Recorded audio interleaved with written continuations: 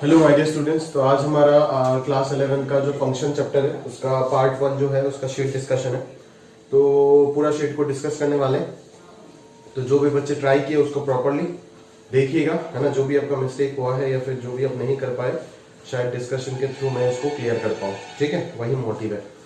Sheet में कुछ ऐसे सवाल भी हैं जो आप शायद इस स्टेज में अभी के लेवल में तो ना कर पाओ। मैं मेंशन कर दूंगा वो क्वेश्चन को डिस्कशन के वक्त, तो उनको अभी के लिए आप छोड़ दीजिएगा। आफ्टर ट्रिग्नोमेट्री या फिर ट्रिग्नोमेट्री का कुछ हैवी रेंज का कंसेप्ट चाहिए होगा या फिर क्वाड्रेटिक का कुछ कंसेप्ट चाहिए होगा, ठीक है ना। तो after 2-3 chapter that is trigonometry and quadratic के बाद शायद लगभग आप पूरा शीट कर सकते हो। ऐसे कुछ ही सवाल है, 4-5 सवाल है, वो मैं स्किप करा दूंगा अभी, ठीक है। तो वो मैं आपको बता दूंगा प्रॉपरली, ठीक है ना। तो देखिए एक्सरसाइज 1 पहले डिस्कस करते हैं। पहला क्वेश्चन देख सकते हैं आप, x, y belongs to some set, जिस सेट में 1 2 3 4 4 एलिमेंट है और बोला गया है कि इनमें से कौन सा जो है वो फंक्शन को रिप्रेजेंट कर रहा है, ठीक है, वो आपको बताना है। तो इनमें से कौन सा फंक्शन को रिप्रेजेंट कर रहा है वो अगर आपको सेट करना है तो सबसे पहले आपको क्या देखना होगा मैं आपको बताता हूं। तो x, y जो है वो बिलोंग्स टू आपका सेट, दिस सेट 1 2 3 4, मतलब x का वैल्यू भी 1 2 3 4 में से कुछ भी हो सकता है और y का वैल्यू भी 1 2 3 4 में से कुछ भी हो सकता है, ठीक है। तो पॉसिबल ऑर्डर्ड पेयर्स जो है, पॉसिबल ऑर्डर्ड पेयर्स, ठीक है, वो क्या होगा, कार्टेशियन प्रोडक्ट के सारे एलिमेंट होगा ना। दैट इज आपका 1 2 एक ऑर्डर्ड पेयर हो सकता है, 1 3 हो सकता है, 1 4 हो सकता है, 2 3 हो सकता है, 2 4 हो सकता है और 3 4 हो सकता है। समझ में आ रहा है क्या? क्लियर है। तो ये हो जाएगा आपका total number of ordered pair Cartesian product में जो पॉसिबल होंगे, ठीक है ना। 1 के साथ 1 भी हो सकता है, 1 के साथ 2 भी हो सकता है। बेसिकली अगर मैं पूरा कार्टेशियन प्रोडक्ट लिखने का कोशिश करूं तो वो क्या आएगा, जरा ध्यान से देखो आप। वो आएगा सबसे पहले आपका 1 1, ठीक है, 1 2 आएगा, फिर क्या आएगा 1 3 आएगा, फिर आएगा आपका 1 4। समझ में आ रहा है ना, ठीक है। फिर अगर मैं 2 से स्टार्ट करूंगा तो आएगा 2 1 आएगा, है ना, फिर 2 2 आएगा, फिर 2 3 आएगा, फिर 2 4 आएगा। सही है। चलो आगे अगर देखते हैं तो 3 1 आएगा, फिर 3 2 आएगा, फिर 3 3 आएगा, है ना भाई, फिर 3 4 आएगा। समझ आ रहा है क्या? फिर लास्ट में आपका 4 1 4 2 4 3 और 4 4, इस प्रकार के सारी चीजें आपको मिलेंगे, ठीक है। ये 16 ऑर्डर्ड पेयर्स पॉसिबल होंगे from a set capital X containing elements 1 2 3 4 to set capital Y containing elements 1 2 3 4, ठीक है ना। तो ये जो मैंने लिखा वो क्या लिखा मैंने, X क्रॉस Y लिखा। तो ये स्मॉल x जो है ये कैपिटल X सेट का कोई भी एक एलिमेंट है मैं बोल रहा हूं, और स्मॉल y जो है वो कैपिटल Y सेट का कोई भी एक एलिमेंट से मैं रिप्रेजेंट करा रहा हूं, ठीक है। आगे आपको बोला गया है कि इनमें से कौन सा चीज जो है वो फंक्शन है, ठीक है। तो इनमें से सारे एग्जांपल्स तो करके देना पॉसिबल नहीं है, मैं कोई भी एक एग्जांपल लेकर के आपको समझाने का प्रयास करता हूं। जैसे मान लो बी वाला एग्जांपल मैंने उठा दिया, ठीक है। बी एग्जांपल में आपको क्या लिखा गया है, F2 is equal to x, y such that x plus y is greater than 4। समझ में आ रहा है ना, ये आपको दिया गया है। अभी ये क्वेश्चन में तो ये एक रिलेशन बता रहे वो लोग, ठीक है। आपको बस ये जांच करके बताना है कि क्या ये रिलेशन जो है वो एक फंक्शन है या फिर नहीं है, ठीक है। बेसिक डेफिनेशन ऑफ फंक्शन, ठीक है। तो पहले तो आप सबसे पहले देख लो कि इस ऑर्डर्ड पेयर के अंडर पे कितने पॉसिबल ऑर्डर्ड पेयर्स, मतलब इस रिलेशन के अंडर पे कितने पॉसिबल ऑर्डर्ड पेयर्स फिट हो रहा है, ठीक है। क्या पहला ऑर्डर्ड पेयर फिट होगा 1 + 1 क्या ग्रेटर देन 4 है? बिल्कुल नहीं। 1 + 2 है क्या? नहीं। 1 + 3 है क्या? 1 + 3 भी नहीं होगा। ग्रेटर देन इक्वल टू अगर होता तब शायद हो जाता। 1 + 1, 4 होगा बिल्कुल, क्योंकि 1 + 4 5 है जो कि 4 से बड़ा है। 2 1 नहीं होगा, 2 2 नहीं होगा, 2 3 2 4 होगा जरूर, 2 3 होगा और 2 4 होगा। समझ में आ रहा है ना। आगे देखते हैं, 3 1 नहीं होगा, 3 2 होगा डेफिनेटली, 3 3 होगा, 3 4 होगा। समझ में आ रहा है क्या? क्लियर है। चलो आगे देखते हैं, 4 1 तो नहीं, हाँ 4 1 हो जाएगा, 4 2 भी हो जाएगा, ठीक है, 4 3 भी हो जाएगा और 4 4 भी हो जाएगा। समझ में आ रहा है क्या? क्लियर है। अभी इसको क्या आप एक फंक्शन बोल सकते हो? बिल्कुल नहीं। क्यों नहीं बोल सकते हो, जरा ध्यान से समझो। ये कोई भी एक फंक्शन नहीं होगा, क्लियरली देखने के बाद पता चल रहा है। इस रिलेशन के अंडर पे जो ऑर्डर्ड पेयर्स आया, क्वेश्चन का जो फॉर्मेट है वो पूरा फॉर्मेट बनाया ऑर्डर्ड पेयर के फॉर्मेट में, ठीक है। तो ये पूरा सारे ऑर्डर्ड पेयर्स हमने लिखे, है ना। तो इस रिलेशन में जो ऑर्डर्ड पेयर्स कंटेन हो रहा है वो सारे हमने लिख दिए। बट देखने को क्या मिला कि इस मैपिंग डायग्राम में अगर 1 2 3 4 4 है जो कि कैपिटल एक्स है और कैपिटल वाई में भी 1 2 3 4 4 है, बट अल्टीमेटली देखने को हमारे को ये चीज मिल रहा है कि सर 1 से 4 रिलेट हो रहा है। 1 से कौन रिलेट हो रहा है? 4 रिलेट हो रहा है। 2 से सर देखें तो 2 से कौन रिलेट हो रहा है? 3 हो रहा है और 2 से 4 भी हो रहा है। तो यहां से ही तो लफड़ा हो गया ना कि डोमेन का एक एलिमेंट से 2 एलिमेंट रेंज में रिलेट हो रहा है। तो क्या ये फंक्शन का डेफिनेशन को वायलेट नहीं करेगा? बिल्कुल करेगा। तो क्या ये फंक्शन हो पाएगा? बिल्कुल नहीं हो पाएगा। समझ में आ रहा है ना? क्लियर है?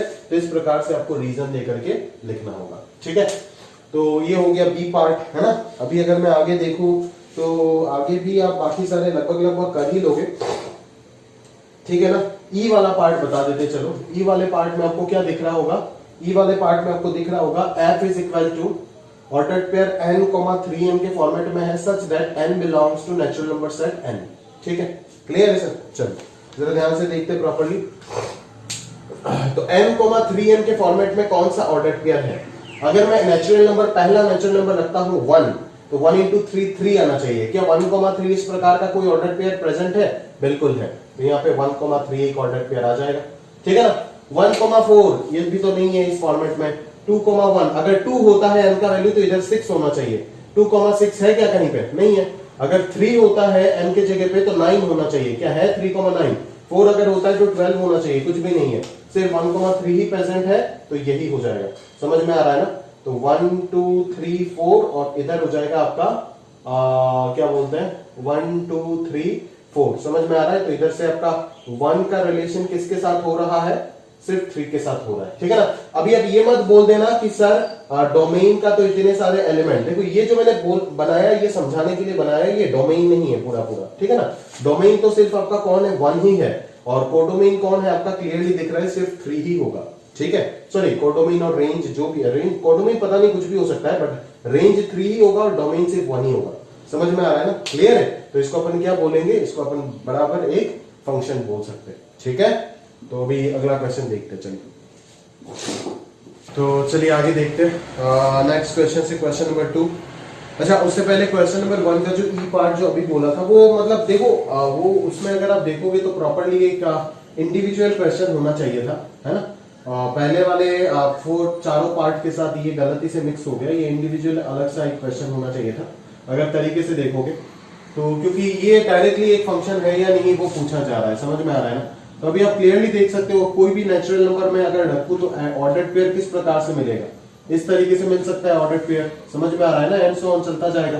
मतलब डोमेन तो इसका नेचुरल नंबर ही था, तो हर एक नेचुरल नंबर यूज भी हो रहा है और हर एक नेचुरल नंबर के कोरिस्पॉन्डिंग जो आउटपुट आ रहा है वो भी फिक्स्ड है।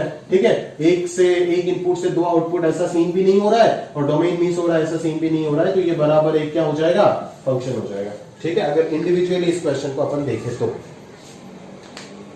बात करते हैं अपना अगला क्वेश्चन नंबर 2 क्वेश्चन के ऊपर और देखते हैं कि उधर हमें क्या बताने का प्रयास किया जा रहा है। ठीक है, तो फटाफट देखते चलिए। नंबर 2 में बोला जा रहा है देखो कि f एक सबसेट है किसका? z क्रॉस z का। ठीक है, define from is a function from z to z। f एक फंक्शन है z टू z में, क्या वो फंक्शन है या नहीं z टू z में, वो आपको पूछा है। f जो फॉर्मेट दे रखा है वो क्या फॉर्मेट है वो जरा ध्यान से देख लीजिए।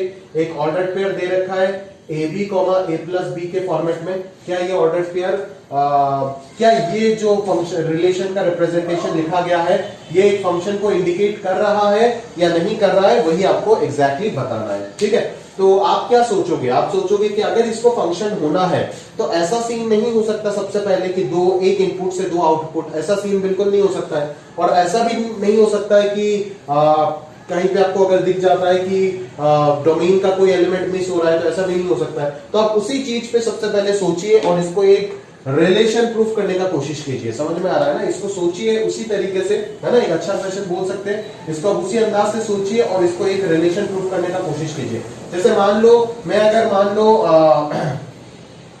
अपन ने क्या किया कि जैसे अगर मैं देखूं तो 6 हाँ, a का वैल्यू अगर मैं 1 रख देता हूं और b का वैल्यू अगर 6 रख देता हूं, ठीक है, तो ab कितना आएगा दोस्त? ab तो 6 ही आएगा। ठीक है ना। स्टिल a प्लस बी कितना आएगा? a प्लस बी कितना आ जाएगा? 6 आ जाएगा। समझ में आ रहा है ना। तो जो ऑर्डर्ड पेयर बना वो क्या बना? बिल्कुल a और b इंटीजर भी है, कोई इशू नहीं है। तो ऑर्डर पेयर क्या हो जाएगा 6,6, ठीक है ना, 6,6 मतलब ये ऑर्डर पेयर इस रिलेशन का कोई ना कोई एक एलिमेंट होगा 6,6। समझ में आ रहा है? चलो आगे अगर मैं देखूं कि AB को मेरा एम क्या है कि डोमेन सेम रहे और रेंज चेंज हो जाए, तभी तो ये फंक्शन नहीं होगा, प्रूफ हो जाएगा ना। ठीक है, मैं डोमेन को सेम रखने के लिए कुछ दूसरा सेटअप बना लेता हूं। जैसे मान ले ए को 3 ले लिया, बी को 4 ले लिया, तो ए बी कितना हो जाएगा, सॉरी ये नहीं होगा, ए को 2 लेना पड़ेगा, बी को 3 लेना पड़ेगा। ठीक है, तो ये क्या हो जाएगा आपका, ए बी क्या हो जाएगा अभी 6 हो जाएगा, बट स्टिल आप देख रहे हो ए प्लस बी कितना है 5 है, मतलब जो ऑर्डर्ड पेयर बन गया वो 6,5 बन गया, जो इस रिलेशन में बिलोंग कर गया। उसके बाद कुछ भी हो कोई फर्क नहीं पड़ता है, यहीं से प्रूव हो जाता है ना कि 6 से 2 आउटपुट आ रहा है, 6 भी आ रहा है 5 भी आ रहा है, तो क्या ये फंक्शन का पहचान है? बिल्कुल नहीं। तो यहीं से प्रूव हो जाता है the given relation is not a function. तो नंबर 2 हो गया। नंबर 3 का अगर मैं बात करूं तो सिंपल आपको आइडेंटिकल फंक्शन बोला है, आइडेंटिकल फंक्शन प्रूव करने के लिए। तो अगर आप क्लियरली यहां पे देख सकते हो कि f फंक्शन जो है उसका डोमेन है r-2 और g फंक्शन का डोमेन जो है वो क्या है, रियल नंबर है। तो अगर दो फंक्शन का डोमेन ही इक्वल नहीं है तो पहला कंडीशन ही फेल हो गया, मतलब फंक्शन कभी भी इक्वल हो ही नहीं सकता। ठीक है, लास्ट टॉपिक जो पढ़ाया था इस चैप्टर में, है ना। चलो अगला क्वेश्चन देखो, नंबर 4।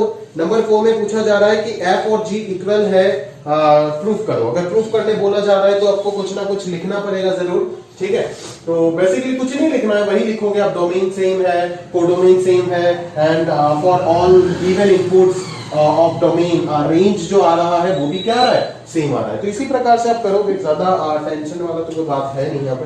ठीक है ना, तो सिंपल सा चीज है, आपका f कोई भी एक फंक्शन है जो कि कहां से कहां पे डिफाइंड है, z से z पे डिफाइंड है, और g कोई भी एक फंक्शन है जो कि वापस इंटीजर से इंटीजर पे डिफाइंड है। ठीक है, तो f जो होगा वो क्या हो जाएगा, वो हो जाएगा n, n² such that n belongs to z। ठीक है, समझ में आ रहा है ना। और g जो भी चीज मिल रहा है वो क्या मिल रहा है, n, mod n का होल स्क्वायर, समझ में आ रहा है ना, such that n belongs to z। ठीक है, क्लियर है। चलो, तो यहां से आपको ये बताना है क्या ये दोनों फंक्शन इक्वल है या नहीं है, या फिर शो करना है। ठीक है, तो आप क्लियरली बोल सकते हो डोमेन दोनों का सेम है।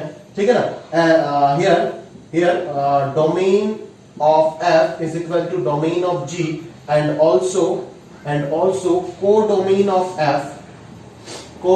Of f is equal to codomain of g। तो पहला दो कंडीशन तो सेटिस्फाई हो गया, समझ में आ रहा है ना।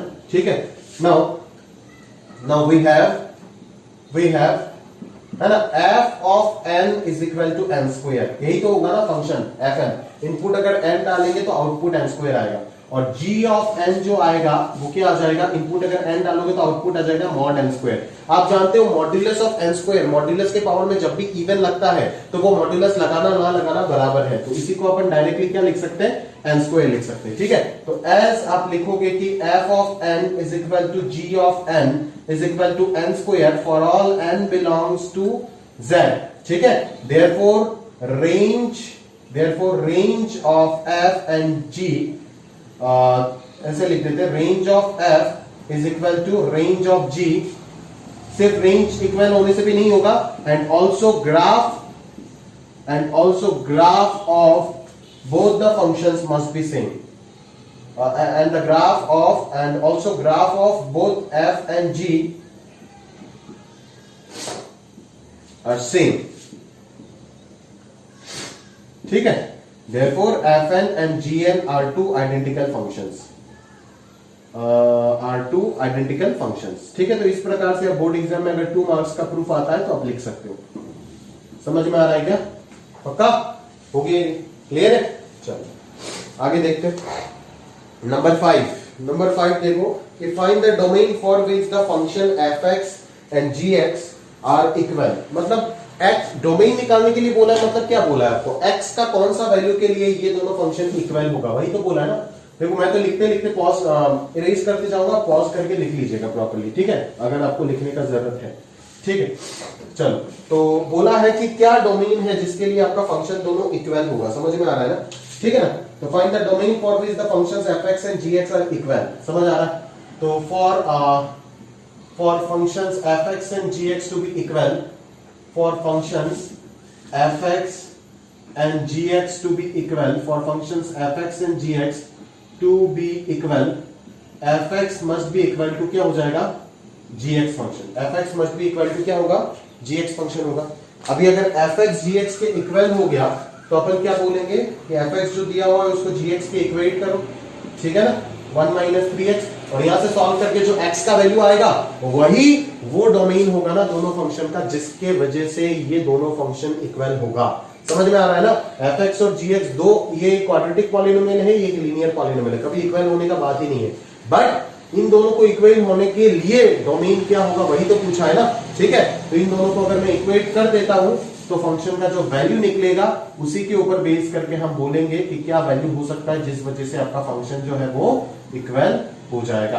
क्लियर है, तो यहां से आपको क्लियरली दिख रहा है x का वैल्यू -2 और half, therefore domain of both the functions, domain of both the functions f and g must be, f and g must be क्या, -2, half, for which the given two functions f and gx are equal। ठीक है, continue करके लिख के conclusion दे दोगे। समझ में आ रहा है ना, कुछ इसी प्रकार से हो जाएगा आपका सॉल्यूशन। ठीक है, अगला क्वेश्चन देखते चलिए, नंबर 5। नंबर 5 तो हो गया। नंबर 6 अगर देखोगे तो बोल रहा है जी, एक आपको फंक्शन दे रखा है ना, ऑर्डर पेयर के फॉर्मेट में। बोलता है if this described by gx equal to alpha x plus beta, then what values should be assigned to alpha and beta. ठीक है ना, अगर gx equal to alpha x plus beta एक function है तो क्या होगा, x का इनपुट डालने पे जो आउटपुट आएगा वो x के कोरिस्पोंडिंग होगा ना। तो 1,1 अगर उस फंक्शन का, g फंक्शन का एक एलिमेंट है तो x का वैल्यू 1 डालने से आउटपुट भी क्या आएगा, 1 ही आएगा। तो x का वैल्यू अगर 1 आप उस रिलेशन में पुट करोगे तो क्या आएगा, g of 1 is equal to alpha into 1 plus beta. तो g ऑफ 1 का वैल्यू क्या हो जाएगा, 1 के कोरिस्पोंडिंग जो आउटपुट है वही तो हो जाएगा ना, दैट इज 1 हो जाएगा। तो एक इक्वेशन मिल जाएगा, 1 is equal to alpha plus beta, इसको 1 करके रख दो। सिमिलर सेकंड ऑर्डर पेयर दिख रहा है 2,3, तो 2,3 से आप क्या बोल सकते हो, अगर x का वैल्यू 2 डालोगे तो आउटपुट आएगा 3, that is 3 is equal to 2 alpha plus beta हो जाएगा। दैट इज दो इक्वेशन मिल गया, दोनों को सॉल्व कर दो, अल्फा और बीटा का वैल्यू मिल जाएगा। ठीक है, एकदम सिंपल है। नंबर 7 की अगर मैं बात करूं तो a सेट दिया हुआ है, b सेट दिया हुआ है और fx फंक्शन दिया हुआ है। आपको पूछा जा रहा है क्या f ऑफ a और b इक्वल होगा क्या। ठीक है ना, तो b बेसिकली फंक्शन का क्या, किसको रिप्रेजेंट कर रहा है, कोडोमेन को रिप्रेजेंट कर रहा है। समझ में आ रहा है ना, तो f colon dash a to b है ना, इस चीज को आप ध्यान से समझते हो ना कि f colon dash a to b, a is the domain of the function, b is the codomain of the function and your क्या बोलते हैं उसको, a is the domain of the function, b is the codomain of the function and your क्या बोलते हैं उसको, range जो हो जाएगा फंक्शन का वो क्या हो जाएगा, f ऑफ a हो जाएगा। तो आपको बोला जा रहा है, आपको डोमेन भी दे दिया, कोडोमेन भी दे दिया। अभी आपको क्वेश्चन में ये पूछा जा रहा है कि f ऑफ a और b इक्वल है या नहीं। तो a अगर दिया हुआ है और fx फंक्शन भी दिया हुआ है तो a का एक एक एलिमेंट पुट करके आप f ऑफ a निकालो ना। f ऑफ a अगर आ जाएगा फिर चेक कर लेना f ऑफ a और b इक्वल है या नहीं। अगर दोनों साइड इक्वल है तो दोनों इक्वल होगा, अगर दोनों साइड इक्वल नहीं है तो दोनों अनइक्वल होगा। समझ में आ रहा है क्या, क्लियर है, पक्का। तो वही चीज आपको समझना था, उसी चीज को कंटिन्यू करो। ठीक है, आगे देखते चलो, चलो आगे देखते प्रॉपर्ली। नंबर 8 में क्या दिख रहा है, f colon r plus 2r be given by fx equal to x square plus 3। तो find the pre image of 39 under f। ठीक है, 39 का प्री इमेज निकालना, मतलब 39 जो है वो आपका किसमें है, रेंज एलिमेंट है। 39 आपका रेंज एलिमेंट है। ठीक है, तो fx का वैल्यू मैं पुट करूंगा 39 या x का वैल्यू पुट करूंगा 39। ऑब्वियसली मैं किसका वैल्यू पुट करूंगा, fx का वैल्यू 39 पुट करूंगा, क्योंकि 39 का प्री इमेज पूछा है, मतलब 39 इधर का एलिमेंट है, इसका प्री इमेज पूछा है, मतलब डोमेन का एलिमेंट पूछा है, दैट इज x का वैल्यू पूछा है। तो 39 is equal to x square plus 3 अगर होता है तो x का वैल्यू आ जाएगा ±6। तो बच्चे यहाँ पे गलती करके आंसर दे देते हैं ±6। ठीक है, 39 का प्री इमेज बोलता है 2 हो जाएगा, 6 भी होगा -6 भी होगा, और उनको शक भी नहीं होता है। क्यों, क्योंकि 6 अगर होता है तो भी ये फंक्शन होगा, -6 अगर होता है तो भी फंक्शन होगा, क्योंकि 2 से 1 हो रहा है ना, 1 से 2 थोड़ी ना हो रहा है। समझ में आ रहा है ना, फंक्शन का डेफिनेशन भी तैयार है, वायलेट नहीं हो रहा है। बट फिर भी ध्यान से आपको यहाँ पे देखना पड़ेगा कि डोमेन फंक्शन का क्या दे रखा है। x का जो वैल्यू आएगा क्या वो डोमेन का बाहर का एलिमेंट थोड़ी ना हो सकता है, नहीं ना। अब ध्यान से देखो कि डोमेन यहाँ पे r प्लस लिखा हुआ है, मतलब पॉजिटिव रियल नंबर्स। अगर पॉजिटिव रियल नंबर्स है तो 6 और -6 में से -6 को रिजेक्ट करना पड़ेगा ना, तो x का आंसर क्या एक्सेप्ट होगा? 6 एक्सेप्ट होगा। That is domain of the function must be 6। ठीक है, domain of the element must contain element 6, है ना। तो x का 39 का जो प्री इमेज होगा इस डोमेन के अंडर पे वो क्या होगा? हकीकत में तो वो 2 आ रहा है, बट एज -6 डोमेन पे इंक्लूड नहीं हो रहा है तो वो तो कभी आ ही नहीं सकता है, तो आएगा कौन? 6 आएगा। ठीक है, अगला क्वेश्चन नंबर 9। अच्छा क्वेश्चन है। Let a be the set of two positive integers, let f colon a से z plus be defined by f of n is equal to p, find set a। ठीक है, तो मतलब simple सा मैं already discuss करता हूं इसको। a be the set of two positive integers, a एक सेट है जिस सेट के अंदर दो पॉजिटिव इंटीजर है। मान लो एक मान लेते हैं, मैं p मान लेता हूं, दूसरा मान लेता हूं q। ठीक है, तो अभी बोल रहा है कि f of n is equal to p where p is the highest prime factor of n। ठीक है, where highest prime factor of n। तो f ऑफ n अगर p है, अच्छा p तो आ गया यहाँ पे, तो a p मान लेता हूं। चलो, तो f ऑफ n का वैल्यू अगर p है तो यहाँ पे f ऑफ a का वैल्यू भी p होगा और f ऑफ b का वैल्यू भी p होगा। समझ में आ रहा है ना? क्लियर है? तो f ऑफ a का वैल्यू अगर p है और f ऑफ b का वैल्यू अगर p है, उसका मतलब क्या है कि a और b का जो हाईएस्ट प्राइम फैक्टर है, highest prime factor of a and b जो होगा वो दोनों के दोनों क्या हो जाएगा? p हो जाएगा। बाय दिस टू इक्वेशन हम ये पता कर सकते हैं ना, क्योंकि फंक्शन ही क्या दे रखा है? फंक्शन दे रखा है highest prime factor of p। समझ में आ रहा है ना? क्लियर है? Sorry, p is the highest prime factor of n। तो यहाँ पे क्या हो जाएगा? p is the highest prime factor of a and also from this relation p is the highest prime factor of b। तो p क्या हो गया? Highest prime factor of a and b हो गया।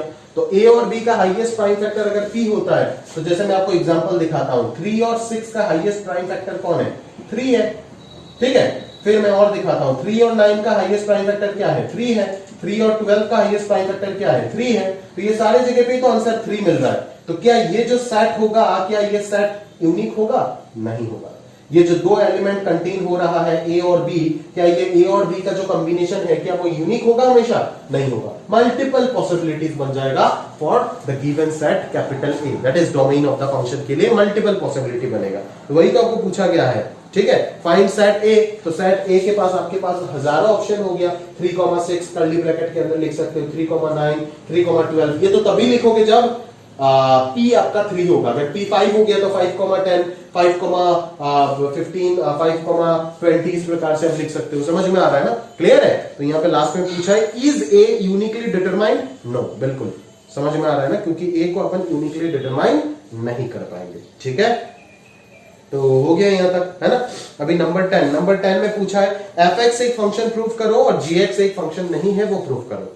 ठीक है ना, तो सिंपल सा लॉजिक है ना। fx एक फंक्शन अगर है, fx अगर एक फंक्शन है तो q है, जरा ध्यान से देखो ना। fx फंक्शन क्या दे रखा है आपको? x² और 3x।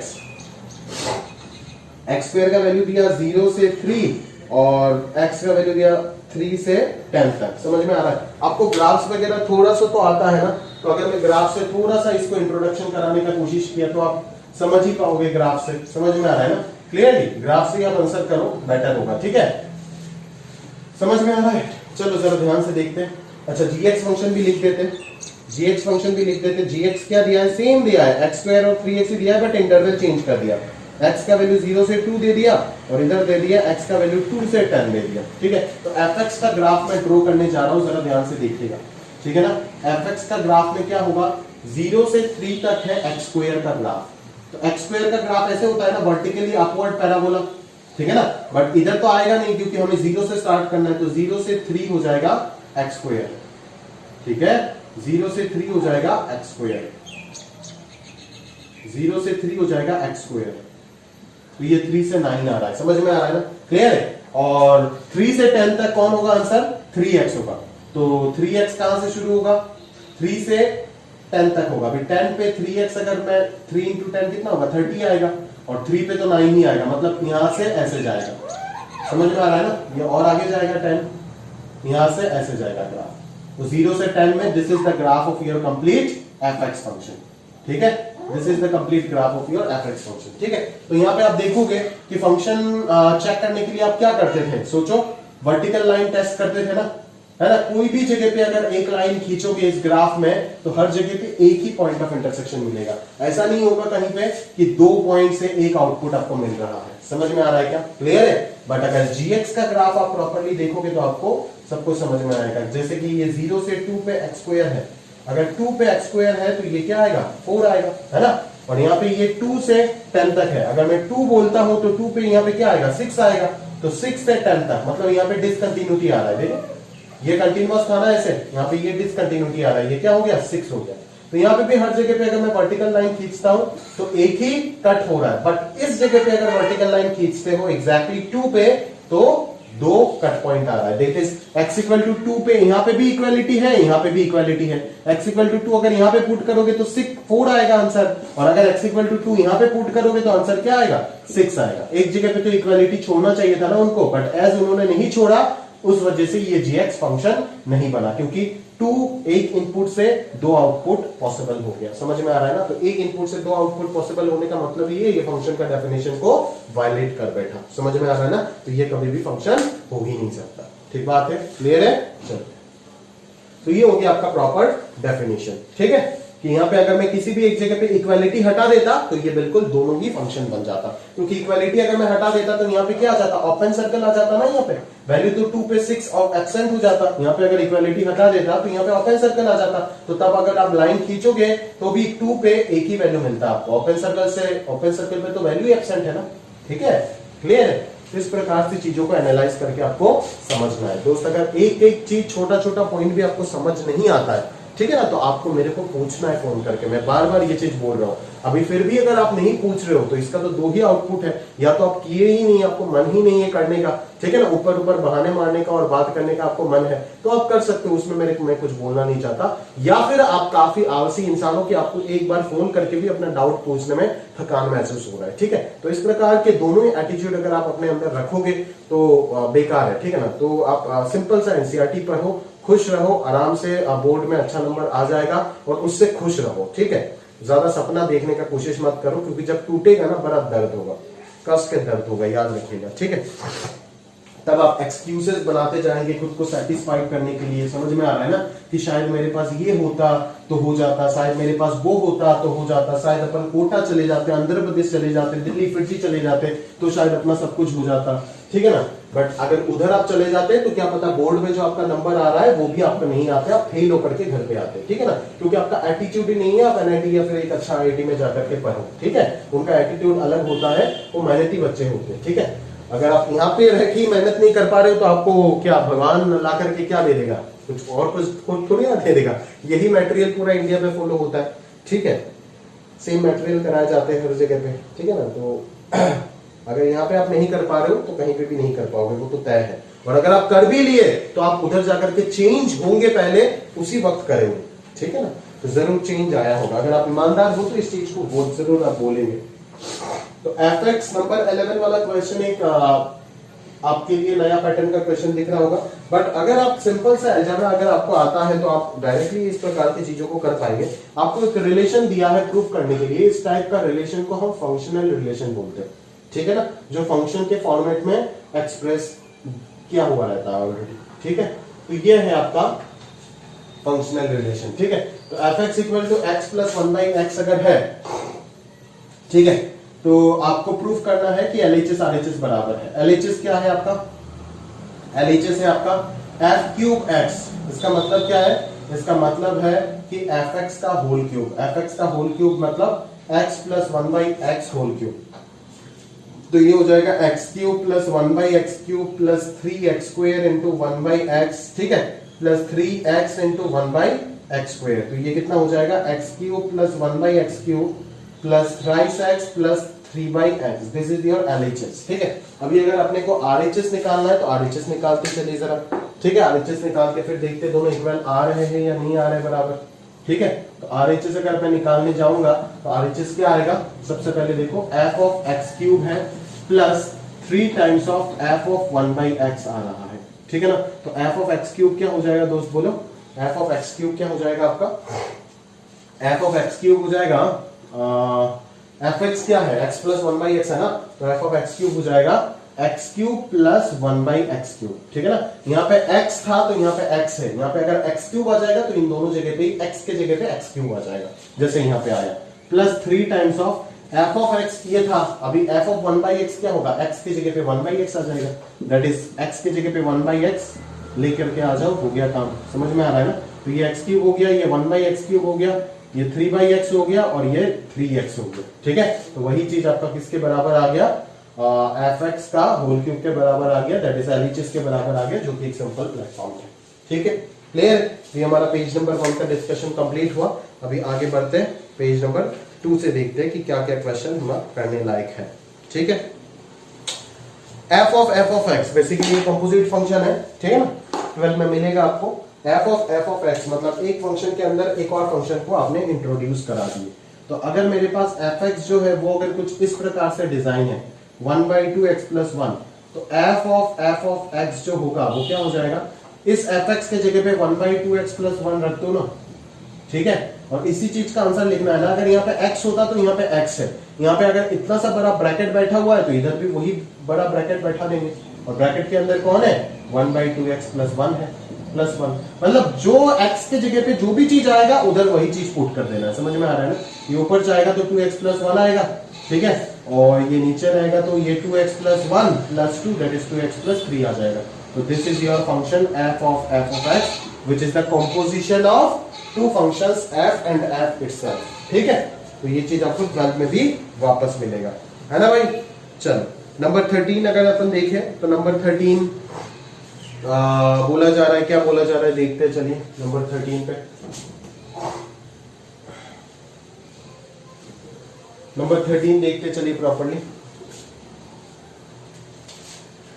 नंबर 13 पे fx एक फंक्शन दे रखा है x - 4 और gx एक फंक्शन दे रखा है आपको this type of function x² - 16 divided by x + 4, जब x का वैल्यू -4 नहीं है, और जब x का वैल्यू -4 है answer is given to lambda, ठीक है।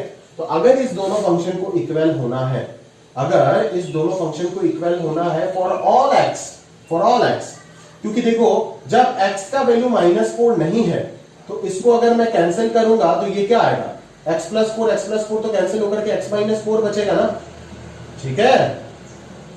जरा ध्यान से देखो ना, है ना, इसका डोमेन में -4 नहीं है इसीलिए -4 को हटा दिया, जब -4 नहीं है तब ये फंक्शन डिफाइन किया, और जब -4 है तो दूसरा कुछ वैल्यू दे दिया लैम्डा।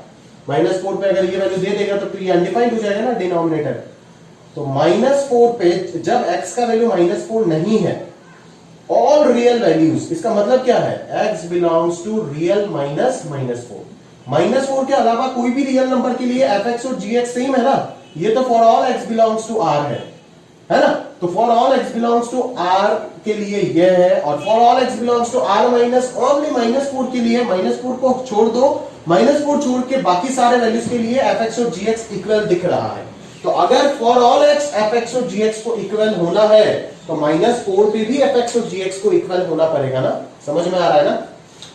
तो अपन क्या लिखेंगे, as fx is equal to gx for all x belongs to real -4, therefore for fx and gx to be equal, for fx and gx to be equal, for all x belongs to real, सारे real values के लिए equal होने के लिए जो एक value बचा है उन पे भी इक्वल होना पड़ेगा, दैट इज f ऑफ -4 और g ऑफ -4 का वैल्यू इक्वल होना पड़ेगा। What is f of -4, f of -4 is your -4 -8 and g of -4 पे g का वैल्यू क्या है, लैम्डा है, तो लैम्डा का वैल्यू कितना आ गया, -8 आ गया, समझ में आ रहा है ना। तो fx और gx को for all x belongs to real के लिए इक्वल होने के लिए लैम्डा का वैल्यू क्या होना पड़ेगा, -8 होना पड़ेगा। क्लियर है सर। चलो 14 नंबर नहीं करूंगा क्योंकि सेम 12 में करा दिया, 15 जरूर करके दूंगा। 15 अनदर, ये 12 का कंसेप्ट है just based on functional equation solving, ठीक है, how to solve such kind of functional equation. JEE बहुत बार पूछ चुका है 15 वाले क्वेश्चन का पैटर्न को, आप सिखा करके दे रहा हूं कि ये ट्रिक हमेशा याद रहना चाहिए। 12 में वापस सेम चीज सिखा करके देंगे, ठीक है, इसका मतलब ये कदम नहीं है कि आप आज इसको छोड़ दो, समझ आ रहा है क्या, जरा ध्यान से देखिएगा प्रॉपर्ली, ठीक है। a into F X plus b into F of 1/x, ठीक है, is equal to 1/x minus 5। समझ में आ रहा है ना, क्लियर है। तो a not equals to b दिया हुआ है, तो यहां से आपको fx निकालने के लिए बोला गया है। अभी इस जगह से fx को कैसे निकालना है वो एक कला है, और उस कला को आपको सीखना पड़ेगा अभी, ठीक है। जरा ध्यान से देखिए प्रॉपर्ली कि how to determine fx from such kind of functions, ठीक है। जरा ध्यान से देखिएगा प्रॉपर्ली। हम सबसे पहले यहाँ पे क्या करेंगे, x को 1/x से रिप्लेस कर देंगे, ठीक है। a और b अगर इक्वल हो जाता है दोस्त, क्यों a और b अनइक्वल बोला है उसका रीजन मैं आपको बोलूंगा, क्योंकि a और b अगर इक्वल हो जाता है तो ये नहीं कर पाओगे आप।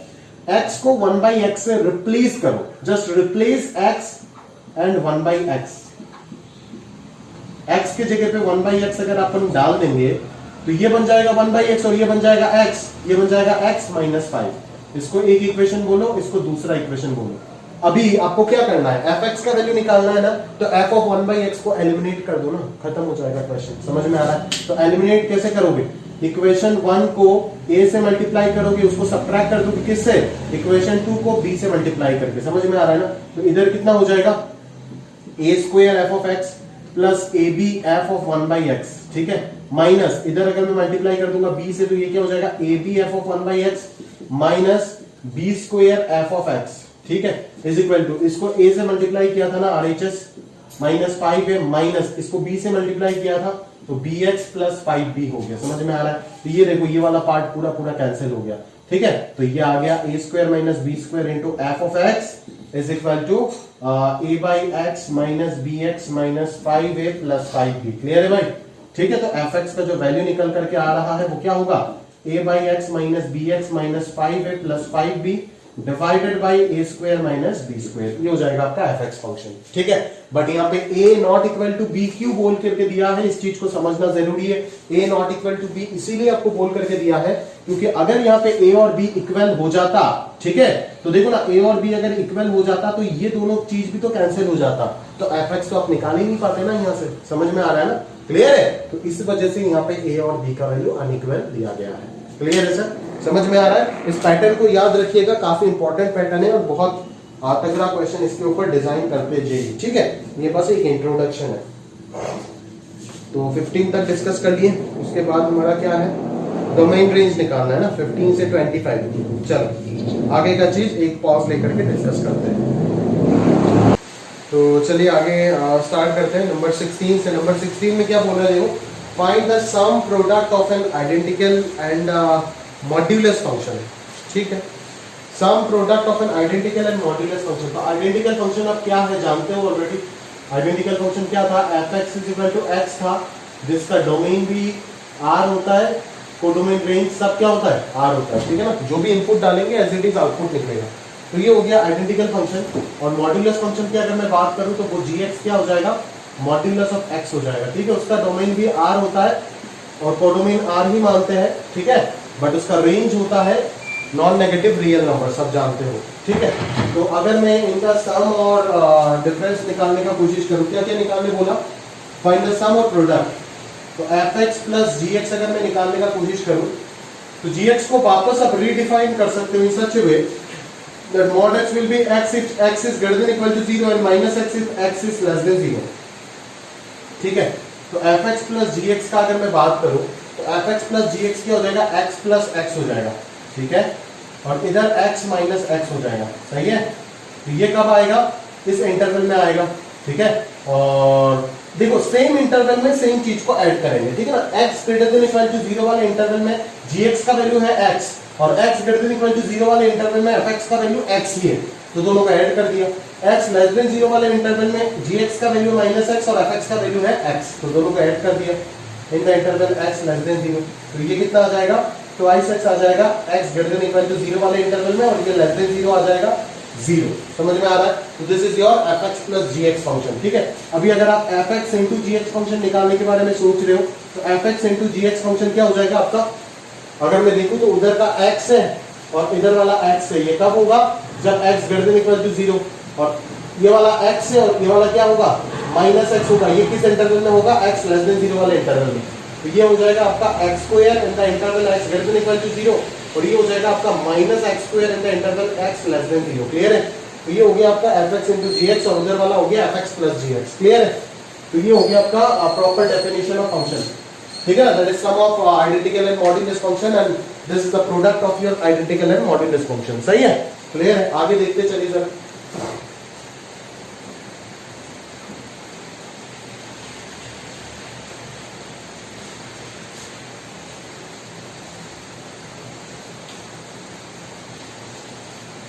अगला क्वेश्चन में बोला जा रहा है कि f और g दो फंक्शन डिफाइन किया गया है, तो आपको f plus G, f into G, f by G, f into f, g into G, ये सब के बारे में कमेंट करना है। Also mention the domain and codomain. ठीक है? fx जो फंक्शन है उसका अगर मैं अच्छे से डिफाइन करूं डोमेन को, तो डोमेन क्या आएगा? क्लियरली पता चल रहा है -2 से इंफिनिटी होगा और कोडोमेन को मैं रियल नंबर ही बोल देता हूं। ठीक है?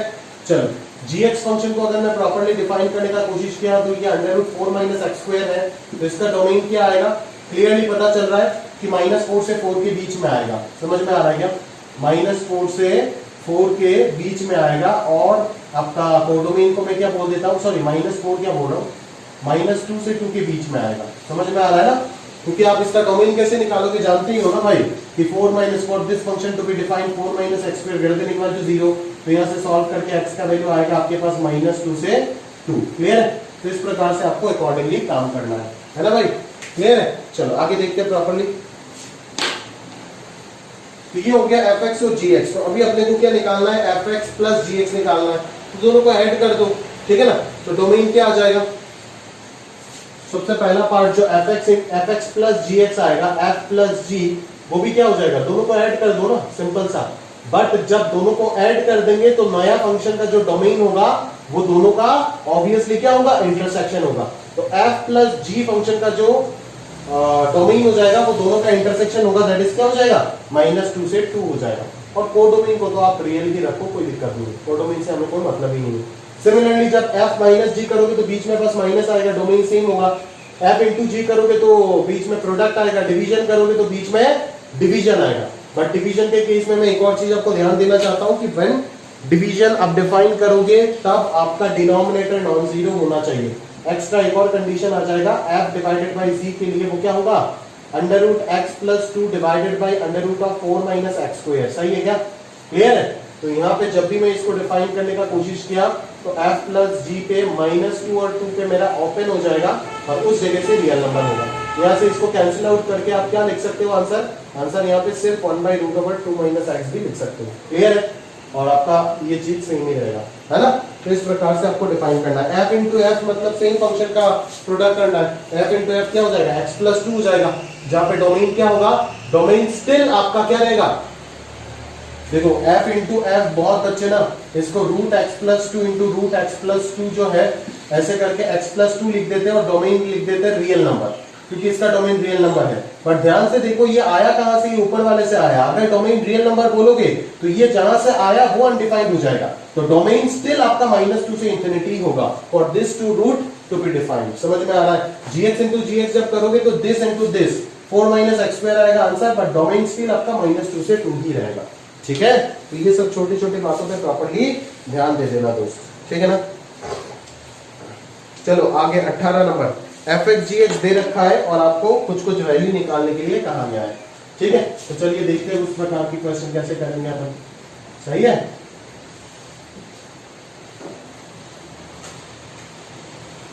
चलो, तो नंबर 17 का अगर मैं बात करूं तो fx है आपका √x plus 2, sorry fx √x plus 2 नहीं है, fx है आपका log ऑफ 1 माइनस एक्स। ठीक है? और gx है आपका बॉक्स x। समझ में आ रहा है ना? क्लियर है? gx है आपका बॉक्स x और fx है आपका log ऑफ 1 माइनस एक्स। सही है क्या? तो gx अगर बॉक्स x है और fx अगर log ऑफ 1 माइनस एक्स है तो determine each of the following function. तो कोई भी एक मैं निकाल करके दिखाता हूं, जैसे पार्ट 4 ही सॉल्व कर देता हूं। चलो, 4 into twice F minus G divided by G at कहां पे बोला है? x is equal to half पे निकालने के लिए बोला है। ब्रैकेट में हाफ लिखा हुआ है ना, उसका मतलब क्या है? कि find that value at x equal to half. समझ में आ रहा है ना? क्लियर है? तो 4 को तो अपने जगह पे ही रहने दो, कोई दिक्कत नहीं है 4 के साथ। 2f मतलब क्या हो जाएगा? 2 times of log of 1 minus X. ठीक है? Minus G that is fraction part of x और डिवाइडेड बाई जी। अरे ये तो हाफ में डिफाइन ही नहीं होगा, ये हाफ में डिफाइन ही नहीं होगा, इसको 3/2 करो, क्वेश्चन को चेंज करो, ये तो हाफ में डिफाइन ही नहीं होगा क्योंकि बॉक्स अनडिफाइंड हो जाएगा ना। तो 3/2 में अगर मैं निकालने के लिए बोलूं इस चीज को तो ये कैसे निकालोगे, डायरेक्टली पुट करो। अरे यार 3/2 में तो ये भी डिफाइन नहीं होगा, ये तो बड़ा कॉम्प्लिकेटेड सिचुएशन हो गई। इस फंक्शन का डोमेन जो है वो तो 3/2 पे, ये 0 से 1 में डिफाइन नहीं होगा और ये 1 से छोटा हमेशा होना पड़ेगा इसको डिफाइन होने के लिए, ठीक है। तो इधर भी आपको चेंज करना पड़ेगा, कोई इशू नहीं है, इधर भी 2 करना होगा, ठीक है। तो 2 - 3/2 अगर करेंगे तो ये log हाफ हो जाएगा और माइनस इधर 1 आएगा, नीचे भी 1 आएगा। This is the value of this kind of function, ठीक है। तो इस प्रकार के फंक्शन का वैल्यू आपको किसी भी, पहले तो फंक्शन का फॉर्मेट निकालोगे और फिर जिस वैल्यू पे फंक्शनल वैल्यू पूछा है वो वैल्यू अंदर रख करके एक्स की जगह पे रख करके आंसर निकाल दोगे, ठीक है। क्लियर है? चलो draw the graph, 19 number, draw the graph. 4 function दे रखा है, उनका ग्राफ बनाने के लिए आपको बोला गया है, ठीक है। तो बनाते हैं उनका ग्राफ, है ना। ग्राफ बनाना है सारे के सारे फंक्शंस के, है ना भाई, कोई इश्यू नहीं है, बनाते चलिए। उससे पहले हमको एक मार्कर पेन लेना होगा, खत्म हो गया है पेन। तो देखिए जरा प्रॉपर्ली, पहला फंक्शन जो है वो क्या है, सिंपल है, स्ट्रेट लाइन क्वाड्रेटिक फंक्शन है, ये सब का ग्राफ ऑलरेडी आपको पता है, ठीक है ना। तो f(x) जो है वो है आपका 3 - x, x less than 0, इधर आ जाएगा 0 where x is equal to 0 और इधर आ जाएगा 5 + x where x is greater than 0, ठीक है। तो इसका अगर मैं ग्राफ बनाने का कोशिश करूं तो क्या होगा, x equal to 0 पे तो वैल्यू 0 है, ठीक है। x greater than 0 पे, x equal to 0 पे इधर क्या है, 3 है। अभी 3 - x है मतलब स्लोप नेगेटिव है, स्लोप नेगेटिव मतलब ग्राफ डिक्रीज करेगा। तो 3 - x का ग्राफ जो है वो ऐसे डिक्रीज हो जाएगा। ये किस पॉइंट से पास करेगा, 3 वाले पॉइंट से पास करेगा। इधर आपको क्या दिख रहा है, 5 + x, सॉरी यार, ये तो x लेस देन 0 के लिए है, मतलब इधर आएगा, ऐसे आएगा -3, ठीक है, कोई बात नहीं।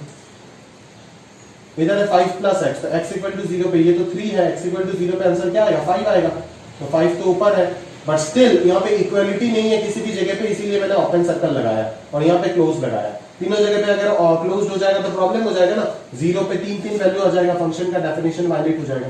तो इसका स्लोप था -1, इसका स्लोप था +1, तो ये इसका पैरेलल ही जाएगा, ऐसे हो जाएगा ग्राफ।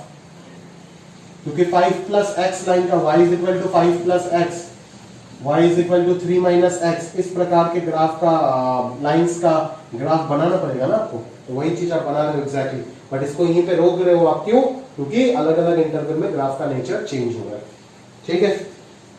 आगे देखते हैं नंबर 2। नंबर 2 देखते हैं, f(x) का वैल्यू क्या दे रखा है, f(x) का वैल्यू दे रखा है आपको x² + 3, f(x) is your x² + 3 where x is greater than 0, ठीक है। इसका वैल्यू 0 है where x is equal to 0, ये भी ठीक है।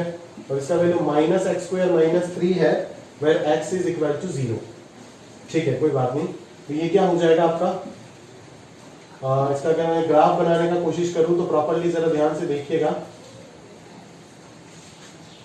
तो ये x हो गया, ये y हो गया, ठीक है। तो x = 0 पे ये कितना आ रहा है, 0 आ रहा है ना। x greater than 0 पे ये क्या होगा, x² + 3। अभी x² का ग्राफ तो देखो ऐसे होता है ना, बट x² + 3 हो गया तो ये 3 यूनिट ऊपर चला जाएगा, ठीक है। तो यही ग्राफ कहां से स्टार्ट होगा, यहां से स्टार्ट होगा। और ये क्या बोला है, -x² - 3 in the interval x less than 0। Less than 0 वाले इंटरवल में -x² का ग्राफ तो ऐसे होता है ना, इधर तो नहीं होगा, इधर होगा सिर्फ, बट ये स्टिल -3, -x² से -3 हो गया, तो ये यहां से हट करके कहां से शुरू होगा, -3 से शुरू होगा। तो ये -3 हो गया, ये 3 हो गया। अभी यहाँ पे दोनों जगह पे इक्वालिटी नहीं है, तो यहाँ पे भी ओपन सर्कल करो, यहाँ पे भी ओपन सर्कल, और यहाँ पे x = 0 पे वैल्यू 0 है, तो यहाँ पे क्लोज हो जाएगा। तो this is the graph of the given function, ठीक है। आगे सोचते हैं भाई, f(x) क्या दे रखा है, mod x - 1 + mod x - 2 + mod x - 3, ठीक है।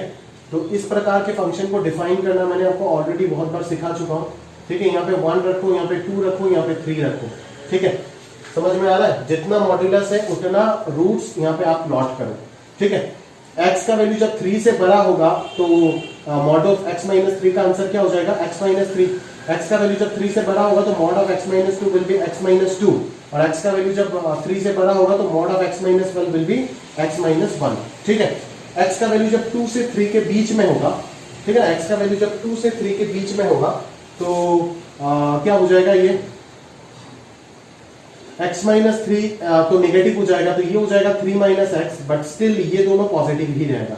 ठीक है, 2 से जब छोटा हो जाएगा तो ये हो जाएगा 2 माइनस एक्स, सॉरी ये हो जाएगा 3 माइनस एक्स, ये हो जाएगा 2 माइनस एक्स, और ये स्टिल x माइनस 1 ही रहेगा। और इससे जब छोटा होगा तो ये सारे के सारे नेगेटिव हो जाएगा। तो अलग अलग इंटरवल में जोड़ के देख लो आंसर क्या आता है। इधर ऐड करके देखो आंसर 6 माइनस 3x है, इधर ऐड करके देखो आंसर क्या हो जाएगा 5 माइनस 1, 4 माइनस एक्स है, इधर ऐड करके देखो आंसर क्या हो रहा है x आएगा, और इधर ऐड करके देखो 3x माइनस 6 आएगा। तो fx का जो डेफिनेशन हो जाएगा वो क्या हो जाएगा, fx when x is your less than 1 fx is 6 minus 3x, when x is in between 1 and 2 fx is your 4 minus x। ठीक है, चलो when x का वैल्यू 2 से 3 के बीच में है तो fx का आंसर x है, और जब x का वैल्यू 3 से बड़ा है तो fx का आंसर 3x माइनस 6 है। अभी इक्वालिटी लगाना है। अभी 1 पे अगर मैं इक्वालिटी यहाँ पे लगाता हूँ, यहाँ पे लगाता हूँ, कोई फर्क नहीं पड़ेगा, क्योंकि 1 अगर यहाँ पे पुट करो तो भी 3 आएगा, यहाँ पे पुट करो तो भी 3 आएगा। तो मैं यहाँ पे लगा रहा हूँ, 2 भी सेम कहीं पे भी लगाओ 2 ही आएगा दोनों जगह से, 3 भी सेम कहीं पे भी लगाओ कोई फर्क नहीं पड़ेगा। तो इसका अगर मैं प्रॉपरली ग्राफ बनाने का कोशिश करूँ तो आप देख सकते हो कि क्या होगा, 1 से छोटा वाला इंटरवल में एक कहानी, 1 से 2 पे एक कहानी, 1 से 3 पे एक कहानी, 3 के उधर एक और कहानी। ठीक है, तो 1 से छोटे वाले इंटरवल में वैल्यू क्या है 6 माइनस 3x है, तो x इक्वल टू 1 पुट करो कितना आएगा 3 आएगा ना। तो मान लेते ये 3 है और नेगेटिव स्लोप है ना, y is equal to mx plus c, m is negative, अगर स्लोप नेगेटिव है तो इंक्लिनेशन ऑब्ट्यूज होगा, तो ग्राफ कैसे होगा, ऐसे होगा ऑब्वियसली। ठीक है, फिर 1 से 2 पे ग्राफ क्या होगा, 2 पे क्या हो रहा है, डिक्रीज हो रहा है, 2 हो रहा है ना, ये 2 है ये 3 है, तो 3 से 2 पे ग्राफ क्या हो जाएगा, ऐसे हो जाएगा। समझ में आ रहा है ना, क्लियर है। चलो 2 से 3 में ग्राफ देखो स्लोप पॉजिटिव हो गया, और 3 पे वैल्यू कितना आ रहा है 3 आ रहा है। ठीक है, तो 2 से 3 पे ग्राफ वापस इंक्रीज होगा, इंक्लिनेशन इसका क्या है, एक्यूट है। समझ में आ रहा है ना, ठीक है। और 3 से बड़ा जब होगा तो 3 पे तो वैल्यू 3 आ रहा है, 9 माइनस 6 3 आ रहा है, और 3 से बड़ा स्लोप और बढ़ गया, मतलब लाइन अगर ऐसे था पहले तो अब की बार ऐसे होगा, क्योंकि इसका इंक्लिनेशन और इंक्रीज होगा। समझ में आ रहा है ना, पहले का इंक्लिनेशन इतना था, अभी और इंक्रीज होगा बिकॉज स्लोप इंक्रीज हुआ है। ठीक है ना, इस प्रकार से हो जाएगा ग्राफ। समझ में आ रहा है, तो ग्राफ जो होगा वो इस टाइप का, वो बकेट टाइप का होगा ग्राफ। समझ में आ रहा है, क्लियर है ना। This is the exact graph of your एफ(x) फंक्शन। ठीक है ना, this is the exact graph of your एफ(x) फंक्शन। ठीक है, तो ये हो गया आपका प्रॉपर ग्राफ। ठीक है, और फोर्थ वाला एक क्वेश्चन आप खुद से ट्राई करो। ठीक है, तो बाकी सारे तो बता ही दिया मैंने, है ना। फोर्थ वाला एक क्वेश्चन आप खुद से ट्राई करो। चलो इरेज कर देते हैं और अगले क्वेश्चन पे और बढ़ते हैं। ठीक है भाई,